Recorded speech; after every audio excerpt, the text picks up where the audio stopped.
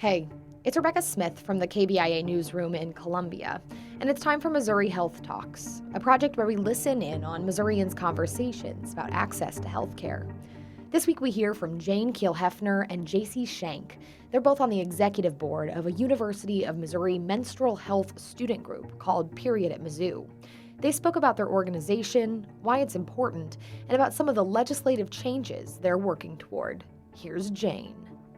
Period at Mizzou is an organization focused on menstrual health and menstrual hygiene, and we try to destigmatize the topic in order to make it more accessible and affordable to buy products, and also address policy, educate the public about this really taboo topic that is part of 50% of the population's health. So just with talking with some people, we realized what an issue access to menstrual health products was in our community and something that we all kind of took for granted. And we really, started to think about the own stigmas that we've internalized with our periods and how we didn't want to talk about them in public. And we really started to push against that. So we decided it was important to have these conversations and that we could use our position of privilege to really advocate for people who can't afford these products and make them more accessible. One of our members of exec worked a campus job, and it was minimum wage, and one of her coworkers had 2 children and had spoken to our friend about how every month it was a decision between a few cans of soup or a $7 to $10 box of tampons or pads. And that really showed all of us how even though this amount of money may seem small to several people, it really is a monthly burden, and the tampon tax in Missouri makes that even less accessible, which is why we're advocating for a bill that is hoping to repeal that tax.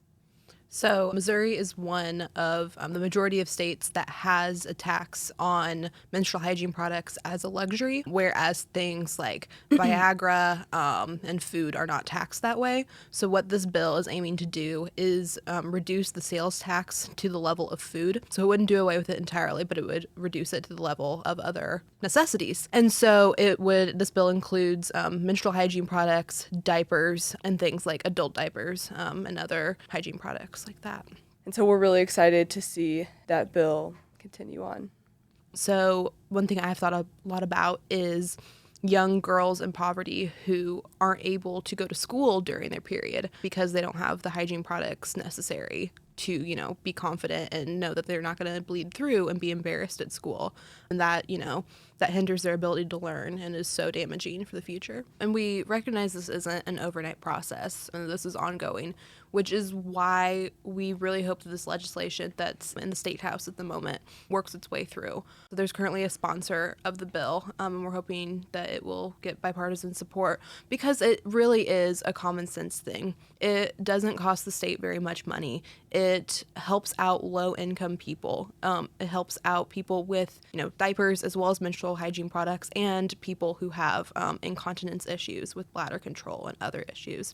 And so it's really helping populations that need it the most while it's costing the state very, very little. And it's something I think everyone can get behind.